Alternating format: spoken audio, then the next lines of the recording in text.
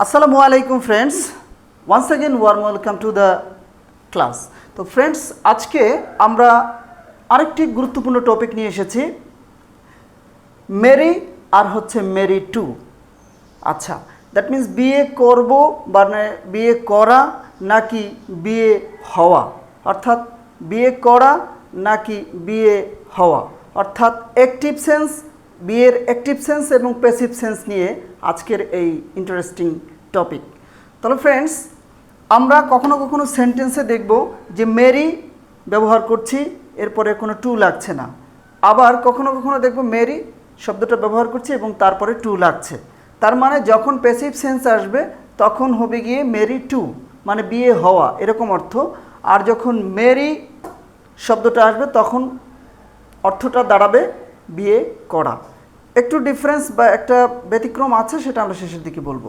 তো ফ্রেন্ডস, আমরা দুটো স্ট্রাকচার দেখতে পাচ্ছি, subject plus marry plus object.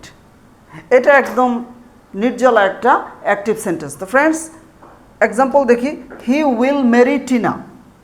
He will marry, সে বিয়ে করবে কাকে? টিনাকে। সে টিনাকে বিয়ে করবে, অ্যাক্টিভ সেন্স।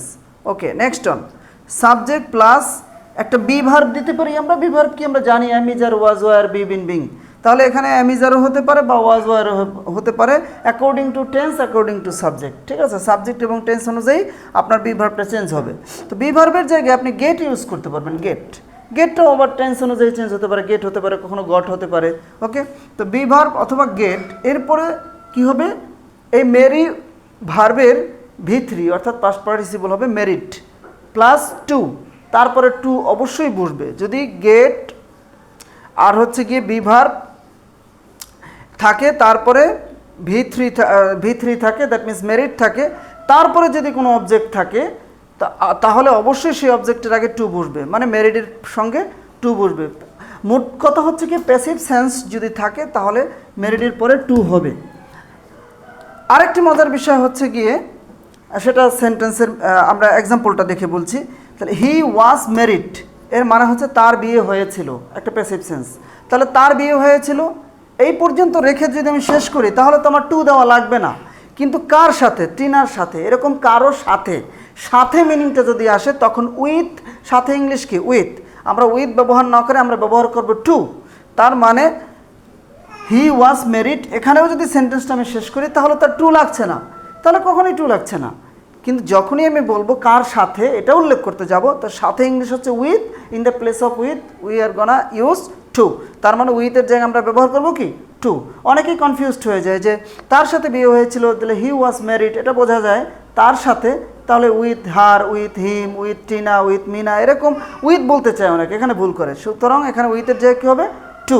টু এর মিনিংটা এখানে উইথের মতো দিবে। তাহলে হি ওয়াজ ম্যারিড টু টিনা, টিনার সাথে তার বিয়ে হয়েছিল। তাহলে ফ্রেন্ডস, আমরা যে কথাটি মনে রাখবো সেটা হচ্ছে গিয়ে, যদি কারো সাথে বিয়ে হয় এরকম মিনিং যদি হয় তাহলে এই স্ট্রাকচারে আসবে যে সাবজেক্ট, তারপরে বি ভার্ব দেবো অথবা গেট দিব, দেন হচ্ছে গিয়ে অবশ্যই বি3, এরপরে কি যার সাথে হবে তার পূর্বে টু হবে, এই স্ট্রাকচারে চলে যাবে প্যাসিভ সেন্সে যদি আমরা যাই।